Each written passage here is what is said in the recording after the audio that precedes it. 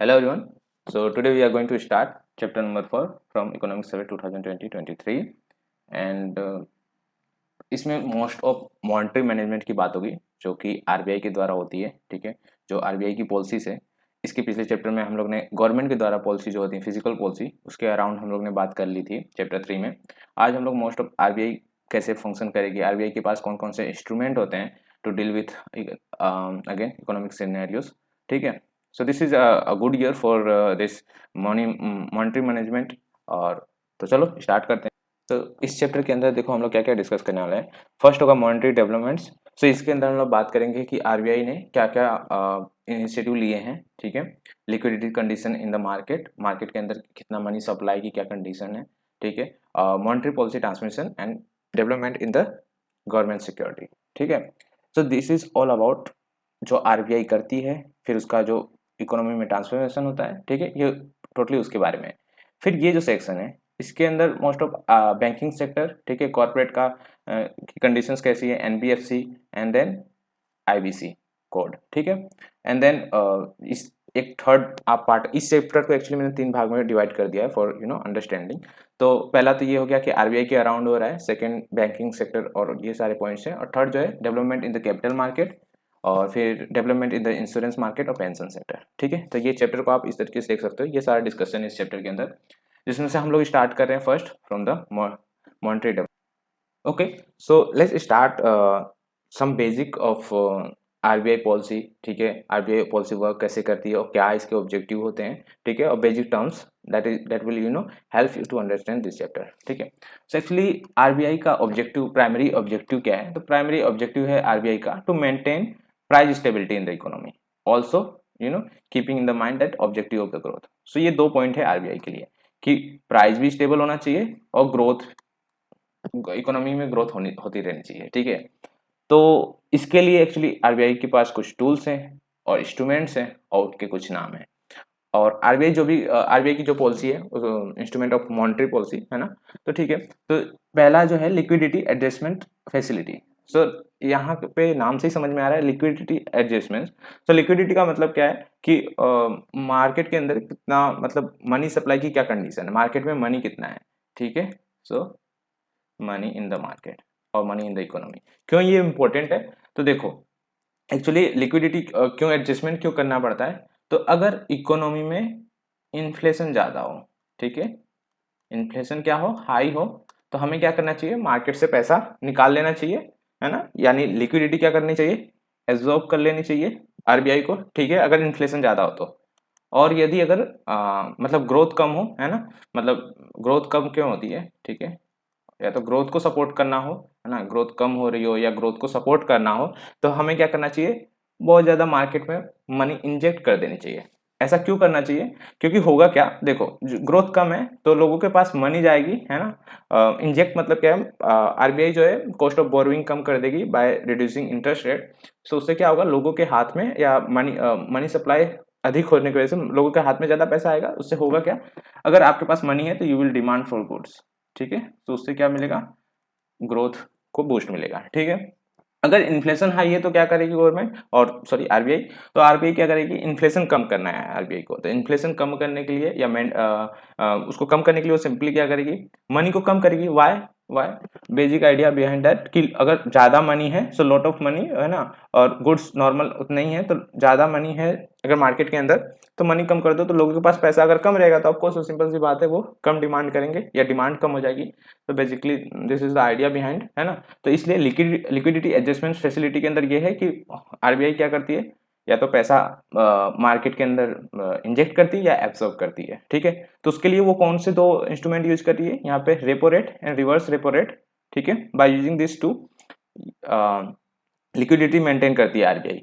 तो let us understand what is repo rate first. Okay, so what is repo rate, तो repo rate क्या है, repo rate एक interest rate है at which the RBI provide funds to commercial bank. ठीक है, तो ये इंटरेस्ट रेट है जिसपे क्या करती है, और इसको you can say the cost of borrowing, right, क्योंकि बैंक्स क्या करेंगे, आरबीआई से पैसे लेंगे इस इंटरेस्ट रेट पे जिसको बोलते हैं रेपो रेट। तो अगर इसका मतलब क्या हुआ कि अगर रेपो रेट कम हुआ, अगर लो हुआ रेपो रेट, ठीक है, तो आरबीआई कमर्शियल जो बैंक्स होते हैं वो क्या करेंगे, मोर लोन, है ना, लोन ज्यादा लेंगे, राइट, अगर वो लोन ज़्यादा लिए तो क्या होगा, लिक्विडिटी मार्केट के अंदर क्या रहेगी, ज़्यादा रहेगी, है ना, लिक्विडिटी हाई रहेगी, राइट, अगर उन्होंने लोन लिया तो। अगर लेस से आरबीआई ने क्या किया, हाई, है ना, अगर इंटरेस्ट रेट और लेस से रेपो रेट हाई है तो क्या होगा, उसका इफेक्ट क्या आएगा, तो अगर हाई कॉस्ट और यू कैन से कॉस्ट ऑफ बोरिंग हाई है तो ये लोग क्या करेंगे, लेस लोन लेंगे, है ना, जो बैंक्स हैं, और उसके वजह से क्या होगा, लिक्विडिटी क्या हो जाएगी, ये कम हो जाएगी। सिंपल है, आई hope you understand this part, ठीक है। तो रेपो रेट समझ में आ गया कि रेपो रेट से कैसे लिक्विडिटी अधिक और कम की जा सकती है मार्केट के अंदर। Now see the reverse repo rate. So reverse repo rate क्या है, तो सिंपल सा दिख रहा है इसका रिवर्स। तो actually it is interest rate at which the RBI borrow fund from the commercial bank.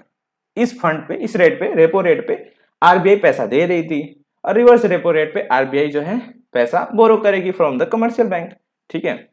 Now next instrument is cash reserve ratio. Cash reserve ratio क्या होता है, so it is referred to the certain proportion of deposit in the form of the cash which all the scheduled commercial banks and cooperative bank are required to deposit with the RBI.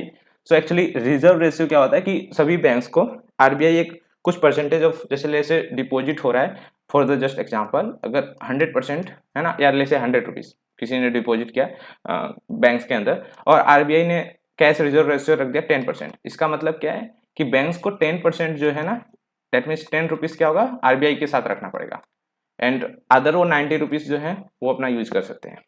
So this is all about cash reserve ratio. और आप लोगों ने सुना होगा ये तो term, monetary policy committee, ठीक है।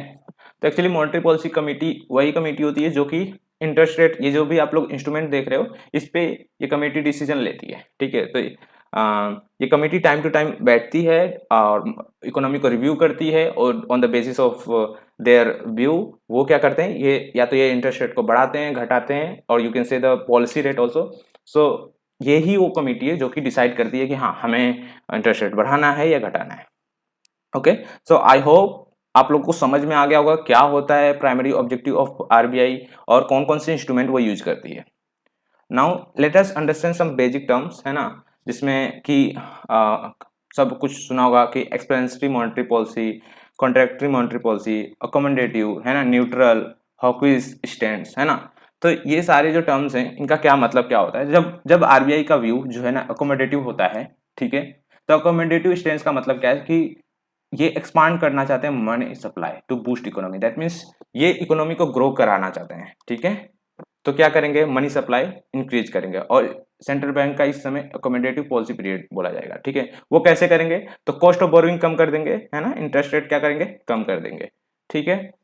सो अगेन न्यूट्रल क्या होता है, न्यूट्रल में ये होता है कि आइदर कट रेट और इंटरेस्ट रेट, है ना। सो इसमें होगा क्या, मतलब when they have to support कि इन्फ्लेशन और ग्रोथ दोनों को, तब ये ऐसा रिएक्ट करते हैं। नाउ हॉकिश स्टैंड्स क्या होता है, when they are top priority to keep inflation low. तो अगर अभी की बात करें, अभी आप लोगों ने प्रीवियस 1 ईयर में मोस्ट ऑफ जो प्रॉब्लम सुनी होगी कि इन्फ्लेशन हाई है ऑल ओवर द ग्लोब, ठीक है। सभी कंट्रियां अभी एक ही प्रॉब्लम से लड़ रही हैं जो है कि इन्फ्लेशन भाई। तो इन्फ्लेशन को कम करने के लिए और ये लोग क्या करेंगे, इंटरेस्ट रेट को जो जो इन्होंने कट किया था फॉर बूस्ट इकोनॉमिक ग्रोथ, अब उसको क्या करेंगे, बढ़ाएंगे और इंक्रीज करेंगे, ठीक है। और जब वो ऐसा करते हैं तो उस समय को ये हॉकिश स्टैंड बोलते हैं। So similarly you can see the hawkish stand और ये डोविस, है ना। इसमें इसको एक्सपेंसिव मॉनेटरी पॉलिसी, यहाँ पे जब ये कम करते हैं और मतलब जब ये इन्फ्लेशन को कम करना चाहते हैं तो उसको कॉन्ट्रैक्टरी मॉनेटरी पॉलिसी बोलते हैं, ठीक है। Now I hope you have understood this terms also. Now let me start with our main topics, monetary developments. तो हुआ क्या है मॉनेटरी डेवलपमेंट्स में, एक्चुअली मैं फर्स्ट चैप्टर में ये बातें एक्सप्लेन कर चुका हूँ, बेसिक अंडरस्टैंडिंग इसकी दे चुका हूँ, ठीक है। But still here we are going to talk about कि यहाँ पे हुआ क्या है। तो जैसे आप लोग को पता है पेंडेमिक के बाद हर एक सेंट्रल बैंक ने क्या किया, एक्सपेंसिव मॉनेटरी पॉलिसी यूज किया, क्योंकि उस समय ग्रोथ क्या थी, कम थी। तो ग्रोथ को सपोर्ट करने के लिए इन्होंने क्या कर दिया, इंटरेस्ट रेट जो है और यू कैन से पॉलिसी रेट उसको कम कर दिया। तो अगर पॉलिसी रेट इन्होंने कम किया तो उससे हुआ क्या, और जब इकोनॉमिक रिकवरी करना शुरू की तो उससे हुआ क्या कि इकोनॉमिक अगर रिकवरी करना शुरू की तो उस समय क्या हुआ, नॉर्मली इन्फ्लेशन आना शुरू हो गया, प्राइस ऑफ गुड इंक्रीज होना शुरू हो गई, ठीक है। और इन्फ्लेशन के चांसेस सभी को दिख रहा था, लेकिन बहुत से इकोनॉमिस्ट का ये मानना था कि ये शॉर्ट पीरियड के लिए है ना। जैसे सिचुएशन नॉर्मल होती जाएगी वो इन्फ्लेशन कम हो जाएगा, बट एक्चुअल में ऐसा हुआ नहीं, है ना। क्योंकि फरवरी 2022 में रसिया ने अटैक कर दिया यूक्रेन पे, और बिकॉज ऑफ दैट वॉर हुआ क्या कि सप्लाई डिस्ट्रप्शन हुआ, जिससे कमोडिटी प्राइजेस इंक्रीज हो गई, ऑयल प्राइजेस इंक्रीज हो गई, और उसकी वजह से क्या हो गया कि अगर ऑयल प्राइजेस इंक्रीज होंगी, सिंपल सी बात है, ऑयल प्राइजेस इंक्रीज होता है तो ये सबसे ज़्यादा सभी गुड्स की क्या करता है, ये प्राइस इंक्रीज कर देता है ना, क्योंकि ये one of the important raw material है ना।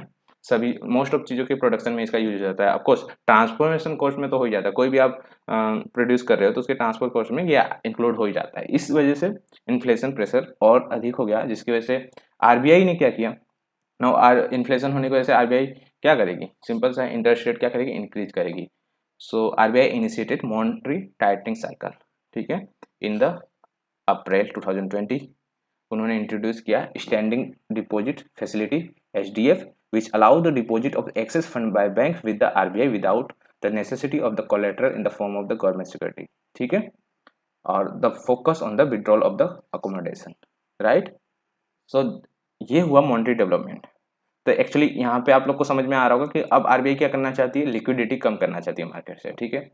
नाउ उन्होंने किया क्या, बिटवीन मई 2020 से लेके दिसंबर तक का 5 टाइम मीटिंग हुई, और एमपीसी की जो क्यूमुलेटिव हाइक रेट उन्होंने किया वो किया 225 बेसिस का, यानी कि 2.25% उन्होंने इंक्रीज किया, ठीक है, पॉलिसी रेट, ठीक है। सो अभी जो पॉलिसी रेट है वो 6.25 है, जो कि इनिशियली कितना था, 4% था, ठीक है, वो भी कितना है, 6.25 है, जो आप लोग आरबीआई की वेबसाइट पे चेक कर सकते हो। Okay, now the latest meeting जो दिसंबर 5 to 7 2022 में हुई है, उसमें भी इन्होंने 35 पॉइंट से इंक्रीज किया था, ठीक है, और same the focus on the withdrawal of accommodation to ensure the inflation remain within the target, because you know that कि इन्फ्लेशन जो टारगेट है, अच्छा इन्फ्लेशन टारगेट क्या है, 2% टू 6% है, जिसमें से आरबीआई ने जो है मतलब अबव 6% चला गया था इन जनवरी 2022, और उसके बाद से अभी ये नवंबर में आई थिंक 6 से बिलो आया था, और नियरली इसी के आसपास चल रहा है, ठीक है। तो ओके, तो अभी हम लोग ने मॉनेटरी डेवलपमेंट्स की बात कर ली, है ना। तो देखो इसकी वजह से होगा क्या, मॉनेटरी डेवलपमेंट्स में एक्चुअली गवर्नमेंट मनी सप्लाई जो है और मनी कम करना चाहती है। तो एक होता है वर्ड रिजर्व मनी, है ना, और ये मनी एग्रीगेट्स होते हैं, ठीक है, मनी एग्रीगेट्स। तो इनमें भी है ना जो ग्रोथ है प्रीवियस ईयर से कम हुई है, बिकॉज आरबीआई चाहती है कि पैसा थोड़ा लिक्विडिटी कम हो, ठीक है, मार्केट से। तो अगर आप देखो तो रिजर्व मनी में जो ये FY23 में इस समय ग्रोथ कितना है, 10.3% है, और प्रीवियस ईयर 13% था, तो ये कम हो रहा है, ठीक है। Similarly if you see in the narrow money also and the broad money also, ठीक है। अच्छा, रिजर्व मनी में कंपोनेंट कौन से होते हैं, तो करेंसी इन द सर्कुलेशन, और currency with the public, and the deposit with RBI, ठीक है। और सिमिलरली इसमें ब्रॉड मनी में क्या होता है, ये M0 M1 तो होते ही हैं, उसमें टाइम डिपॉजिट भी आ जाते हैं, ठीक है, टाइम डिपॉजिट हो जाते हैं। Now you have money multiplier जो होता है, money multiplier is a ratio of M3 divide by M0, ठीक है, ratio of M3 and M0 has broadly remain the stable. क्यों ये स्टेबल रहा है, क्योंकि हमें मनी सप्लाई हम लोग इंक्रीज कर ही नहीं रहे हैं, है ना। और इसका मनी मल्टीप्लायर होता क्या है, अगर आप इकोनॉमी में 100 रुपीज लेस से रिजर्व दे रहे हो, आरबीआई 100 रुपीज जैसे प्रिंट कर रही है, तो अगर अगर ये जैसे 5 है, मनी मल्टीप्लायर जो है वो 5 है, इसका मतलब इकोनॉमी में कितना ब्रॉड मनी कितना हो जाएगा, और इकोनॉमी में कितना सर्कुलेट करेगा, वो कितना होगा, 500 होगा। दिस इज ऑफकोर्स थियोरेटिकल है concept, but kind of this is what money multiplier. I hope you know the concept of how bank create more money from. I hope this is clear to you. Now liquidity condition की बात करें, तो liquidity condition simply आपको बताया पहले से ही कि after the post Covid liquidity condition इन्होंने इंक्रीज की थी, but after seeing the condition of the high inflation उन्होंने कम कर दी। तो आप देखोगे तो यहाँ पे daily net liquidity absorption average 2.5 lakh crore during the FY23, ठीक है। और अच्छा, मॉनेटरी पॉलिसी ट्रांसफॉर्मेशन क्या होता है, तो ये बेसिकली जो भी RBI, let me just read the definition here. So monetary policy transformation refer to the process by which changes in the monetary policy of the central bank affect the economy through the various channels such as interest rate, credit ability, exchange rate, ठीक है। तो जो भी जो RBI action लेती है, ठीक है, तो आरबीआई का जो भी एक्शन है वो कितना इकोनॉमी में कितना इफेक्ट कर रहे हैं, ठीक है। सो मॉनेटरी ट्रांसफॉर्मेशन बहुत इंपॉर्टेंट हो जाता है ना, और इसका इफेक्टिवनेस ज़्यादा इंपॉर्टेंट है। अगर ये इफेक्टिव नहीं हुआ तो आरबीआई की इफेक्टिवनेस पे, मतलब आरबीआई जो भी एक्शन लेती है, ठीक है, अगर वो इन्फ्लेशन कम करना चाहती है, तो वो अगर इंटरेस्ट रेट बढ़ा रही है ना इकोनॉमी के अंदर, अगर वो ट्रांसफर नहीं हुआ तो इन्फ्लेशन एक्चुअली कम नहीं होगा, ठीक है। That's why this is very important, है ना। Now development in the G-sec market, government security market. So government security market होता क्या है? तो this is actually instrument issue by the central government और स्टेट गवर्नमेंट, है ना। और ये एक्चुअली गवर्नमेंट कब ये इशू करती है? When they want to borrow some money from the market, है ना। So that is actually government debt obligation. Now such ये शॉर्ट टर्म के लिए भी होती है। जो शॉर्ट टर्म के लिए ऐसे सिक्योरिटी होते हैं उनको ट्रेजरी बिल्स और जिनकी जो मेच्योरिटी होती है लेस देन 1 ईयर होती है। और सिमिलरली लॉन्ग टर्म में जो सिक्योरिटी होती है ना, उनको गवर्नमेंट बॉन्ड बोला जाता है, ठीक है। Now in India, central government issue the treasury bills and bonds or dated security, while state government भी issue करती है only bond वो करती है, ठीक है। और ये सबसे इनमें लोवेस्ट रिस्क होता है बिकॉज जीसेक मार्केट मतलब जो गवर्नमेंट सिक्योरिटी है उसमें लो रिस्क तो होगा ही because that is promise by Indian government के द्वारा प्रोमिस है। सो इसमें क्या पॉइंट किया था इकोनॉमिक सर्वे के द्वारा? तो there was point that higher trading volume reflected the growing interest of the market player in the government security market.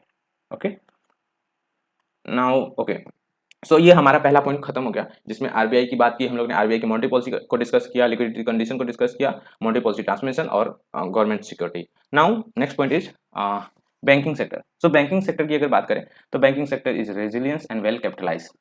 Okay, now credit growth जो है ना, वो भी बहुत अच्छी हुई है, ठीक है। और कॉर्पोरेट सेक्टर भी बहुत इसमें अच्छी कंडीशन में है एंड एनबीएफसी की भी रिकवरी कंटिन्यू है। So this are the 3 points. Okay, now let's start. So resilient and well capitalizing banking system. तो बैंकिंग सिस्टम कैसे तो कैपिटलाइज है और क्यों मतलब रेजिलियंट है? तो उसके कुछ रीजंस हैं जो आरबीआई गवर्नमेंट ने जो एफर्ट किए हैं, है ना, वो एफर्ट हैं क्या? So actually they strengthing the regulatory and supervisory framework implementing 4R approach.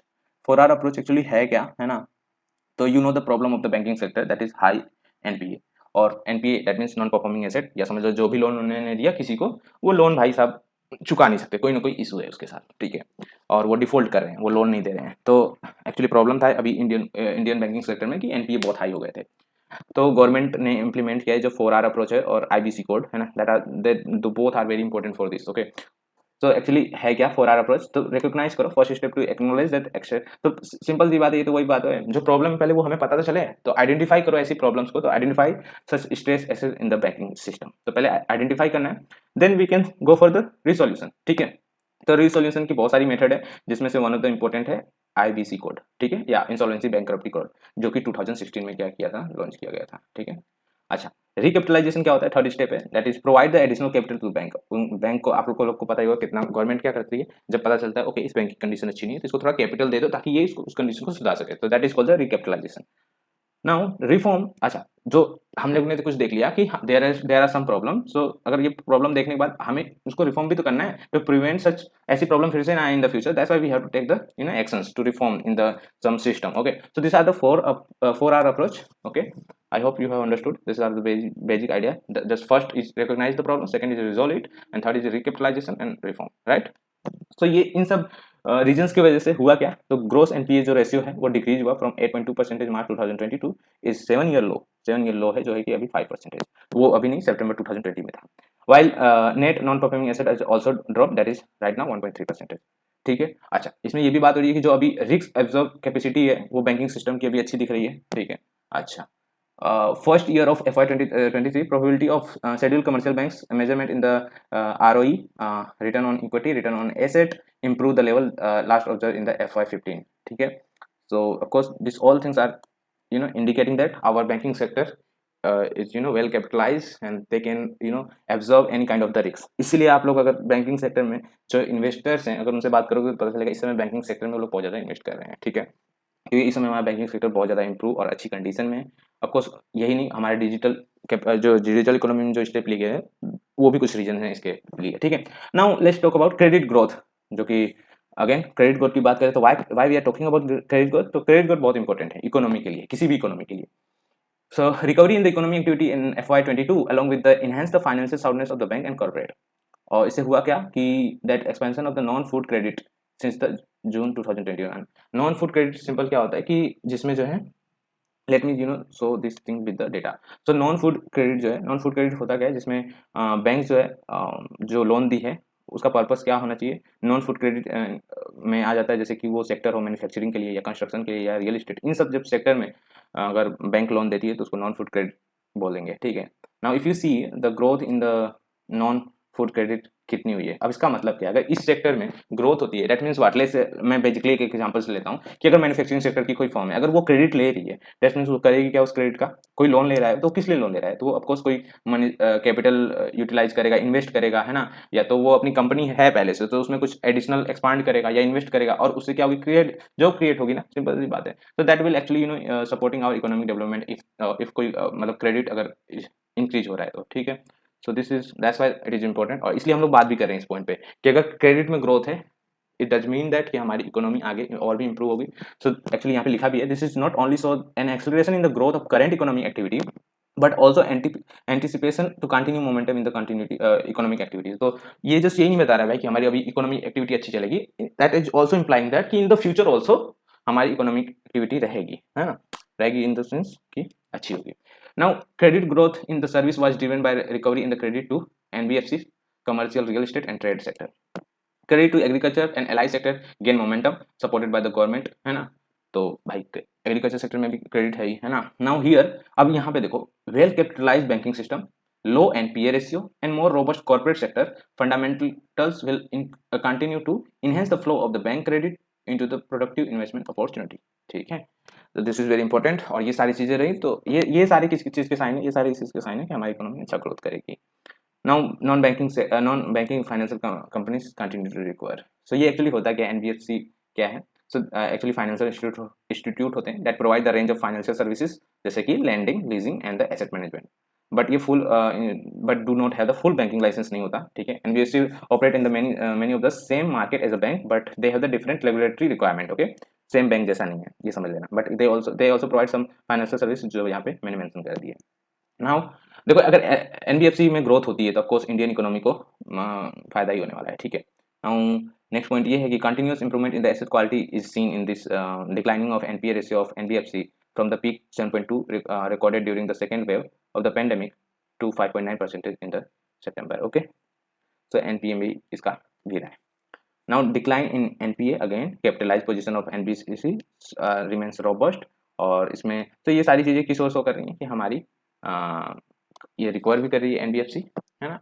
और why they right recover, because आप लोग को पता होगा 2018 में एनबीएफसी का जो कोलैप्स किया था, है ना। तो I hope you know that. Now next one is progress under made under the IBC code, है ना, insolvency bankruptcy code. So what is this, है ना, ये है क्या एक्चुअल में, तो कंप्रिहेंसिव लीगल फ्रेमवर्क होता है for resolution of the insolvency and bankruptcy in India. ये 2016 में लाया गया था, ठीक है।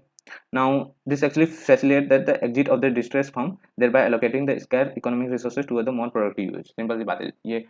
Late me just explain the basic process of this IBC. मैं बहुत शॉर्ट में बताऊंगा, मैं इतना डेप्थ में बताऊंगा नहीं, है ना। तो एक्चुअली में होगा क्या है, जो इंसॉल्वेंसी कोई ना, या तो डिबिटर या तो क्रेडिटर, दोनों में से कोई एक बोलेगा कि, या तो डिबिटर बता दे कि मैं पे नहीं कर सकता, ठीक है, अगर उसने लोन लिया है और वो पे नहीं कर सकता है, ठीक है, या तो क्रेडिटर बोलेगा कि भाई ये इसने मेरा लोन लिया है, ये पे नहीं कर सकता है, तो वो कोई ना कोई इनिशिएट करेगा इंसॉल्वेंसी प्रोसीजर।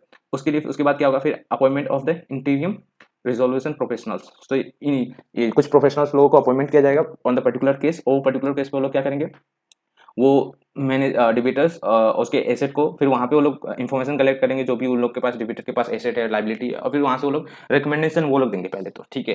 देन क्रेडिटर्स की कमेटी होगी, उसके अंदर क्या होगा कि क्रेडिटर्स वो लोग भी क्या करेंगे, they will also make some recommendation to how to resolve and this insolvency process. फिर अगेन रिसोल्यूशन प्लान भी, तो IRP जो ये इंटीरियम रिसोल्वेंस प्रोफेशनल है, they must prepare the resolution plan which outlines the steps which will take the resolve the insolvency and repay the creditor, simply, okay. और ये plan फिर approval करेंगे यहाँ पे, ठीक है, कंपनी ऑफ लॉ ट्रिब्यूनल, और देन लिक्विडेशन कंडीशन जो भी, तो ये सिंपल सी एक प्रोसेस आईबीसी की, यही प्रोसेस फॉलो की जाती है, ओके। नेक्स्ट जो है development in the capital market. तो कैपिटल मार्केट जो है, सो इफ यू सी जो ग्लोबल जैसे ग्लोबल मैक्रो इकोनॉमी अनसर्टेन था, अनप्रेसिडेंटेड इन्फ्लेशन भी था, है ना, इकोनॉमी के अंदर मॉनेटरी पॉलिसी टाइटनिंग चली रही थी all over the world, market volatile थे, है ना। तो इससे होगा क्या है, जो इन्वेस्टर्स है उनका सेंटीमेंट हर्ट हुआ, and that leading to the downbeat performance of the global capital market. Global capital market की कंडीशन ये थी, बट ऐसा इंडिया के साथ नहीं था। इंडियन कैपिटल मार्केट है द गुड ईयर ओवरऑल। ऐसा नहीं है कि इंडिया का मार्केट बहुत अच्छा परफॉर्म किया है, लेकिन एक्चुअल में बुरा परफॉर्म नहीं किया है, पॉइंट ये है, ठीक है। So that is the point here कि हमारा जैसे क्या है, इतनी सारी आप you can see the situation right now, but our capital market was good. So यहाँ पे एक्चुअली में है क्या कि पहला तो इन्होंने ये बताया कि LIC का IPO जो था हिस्ट्री का लार्जेस्ट IPO था इंडिया के अंदर, है ना, और एक्चुअली में सिक्स्थ बिगेस्ट जो था ग्लोबली था, है ना, ये एक पॉइंट था। और LIC भी अब स्टॉक एक्सचेंज पे लिस्टेड हो गया, ठीक है। नाउ नेक्स्ट पॉइंट इज, अच्छा यहाँ पे क्या है कि यहाँ पे अगर देखा जाए तो mobilization from the primary market. So why we are actually talking about this mobilization of primary market, ये एक्चुअली अगर प्राइमरी मार्केट में अगर मनी जिस हिसाब से मोबिलाइज होगा उस ऑन द दैट बेसिस हम लोग देख सकते हैं हाँ कि फाइनेंशियल सिचुएशन कैसी है इंडियन इकोनॉमी की। सो अगर देखा जाए तो IPO इस समय जो है IPO number of issue IPO increase हुए हैं फ्रॉम 2021 टू 2022, 76 से 104 हुए हैं। But if you see the amount of that for that IPO, तो यहाँ पे 89,000 करोड़ था समथिंग, यहाँ पे 48, तो वो कम हुआ है एक्चुअल में, ठीक है। नेक्स्ट पॉइंट इज, यहाँ पे अगर देखें तो पब्लिक का जो पब्लिक और यू कैन से गवर्नमेंट ने जो डेट लिया था प्राइमरी मार्केट से वो भी कम हुआ है, ठीक है। 9,000 कुछ करोड़ था, इस समय वो कम है। So there could be many reason behind it. आप एक तो ये बोल सकते हो मे बी दे उन लोग के पास बहुत सारे ऑप्शंस होते हैं, तो कहीं और से उन्होंने किया हो, और मे बी उनको जरूरत ना पड़ी हो, ठीक है, बिकॉज हमारे रिसोर्स जो है रेवेन्यू है वो इंक्रीज हुए हैं। बट यस प्राइवेट सेक्टर ने जो है वो इंक्रीज किया है। तो इससे क्या पता चलता है, इन सब डेटा से ये पता चलता है अगर प्राइवेट सेक्टर ने कैपिटल लिए हैं that means they will invest in the economy and that would increase the our economic growth, okay। now the secondary market, so primary market क्या होता है, प्राइमरी मार्केट में बड़े प्लेयर्स होते हैं, ठीक है। सेकेंडरी मार्केट जो कि स्टॉक एक्सचेंज होता है ना। प्राइमरी मार्केट में इनिशियली ऑफरिंग होती है, जो फर्स्ट टाइम शेयर्स आते हैं तो उस समय primary is that's why that is called primary. In the second market अब इसको पहले से ये आ चुके रहते हैं, now they trade on the Indian stock market, तो वो जो है ये सारी जो बातें हैं वो सेकेंडरी मार्केट में काउंट होती है। Now again here also if we, अगर सेम बात है कि ग्लोबल स्टॉक्स था but Indian stock market show the resilient performance, है ना। जो निफ्टी 50 है दैट रजिस्टर्ड रिटर्न ऑफ 3.5%। देखो insurance market of Indian economy, तो इंडियन इकोनॉमी जो है उसका insurance market faster growing insurance market होने वाला है in the coming decade. Why, so उसके सेवरल रीजन है। पहला तो ग्रोइंग इकोनॉमी, ठीक है, तो Indian economy you know that the faster growing economy है, ठीक है।